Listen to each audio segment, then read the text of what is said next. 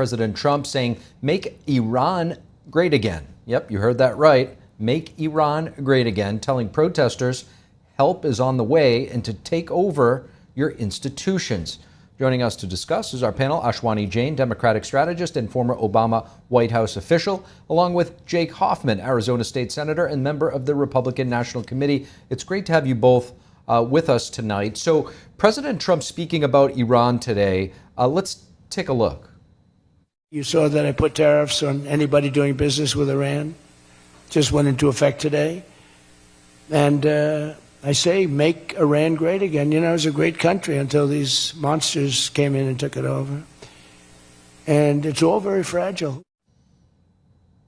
Ashwani, do you ever think we'd be hearing the president say, make Iran great again? Some really solid support there. Where do you see this going? Well, what we're seeing in Iran is demand for economic justice and real government accountability. And instead of listening, the regime has responded with mass detentions and also violence against protesters. And that reflects, I think, something universal, that when people are denied basic rights or when their leaders act like dictators, then citizens are going to push back. And I think that's why solidarity with peaceful protest matters, but not just in Iran, also here at home. Sadly, here at home, we've seen the president call peaceful protesters thugs, terrorists, enemies of the state. We've also seen him cheer federal force against demonstrations. So while democracy works when people are free to speak, you need a crushed dissent, whether it's in Tehran or here in DC and here in America. That is how you invite instability, and that's not what we need. We need consistency from this president. Senator Hoffman.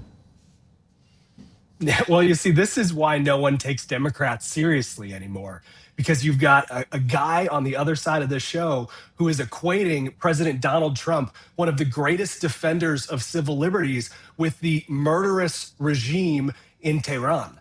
The reality is that what's going on in Iran and what has gone on in Iran since the Democrats screwed up the Persian Empire and screwed up that country by allowing, with Jimmy Carter's weakness, the rise of a terrorist state to take control. Look, the Persian culture, and President Trump is right, the Persian culture is a delightful, amazing, rich culture.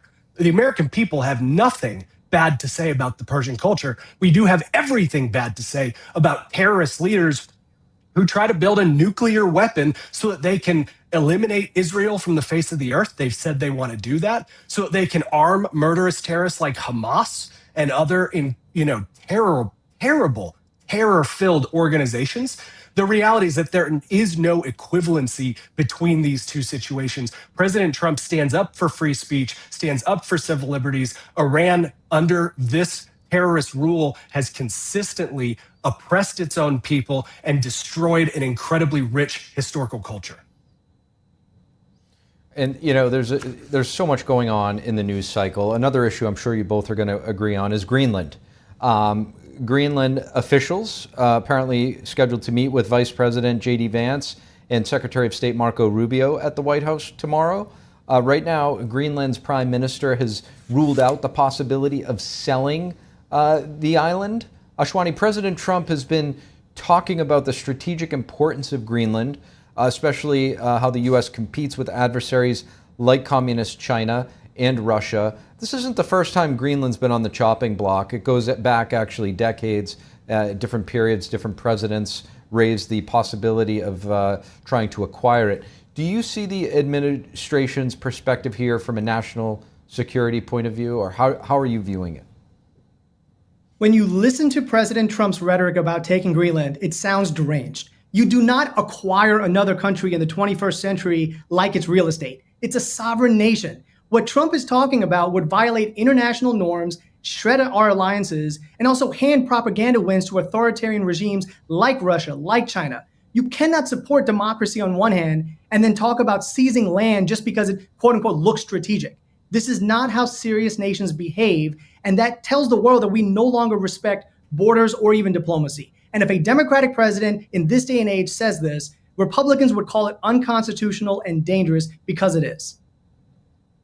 Jake, where do you see this going, Senator Hoffman? Is by not having Greenland, do you think it poses an existential threat to the United States from a national security perspective? And do you think President Trump is making a strategic move here to protect the homeland?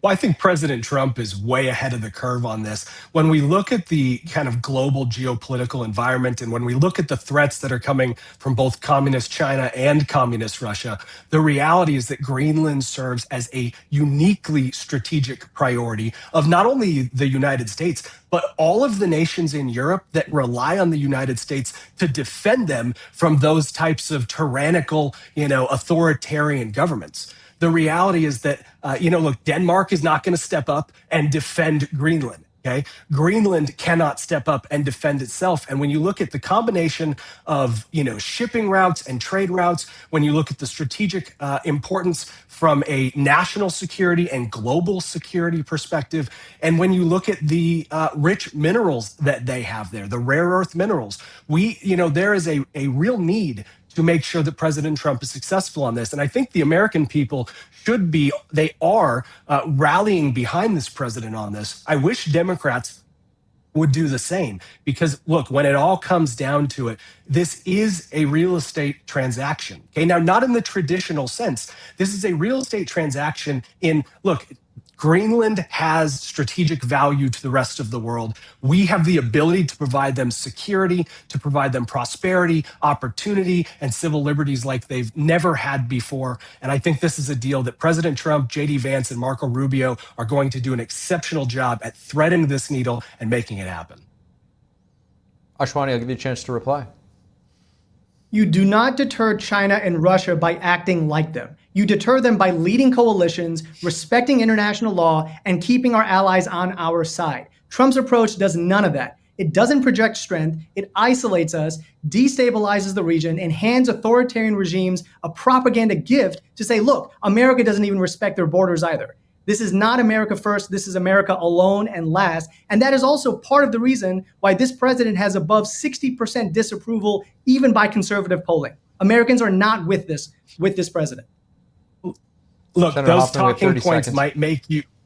Yeah, those talking points might make you feel good and it might check off some democratic dogma, but it does nothing to ensure the survival of Western civilization. It does nothing to ensure that the United States stays the strategic security leader for all of the free countries in this world. President Trump is exactly doing what is needed to be done. He is putting America first. He is putting our interests first, and he is doing an exceptional job at it. Ashwani Jain, State Senator Jake Hoffman, really appreciate you both coming on.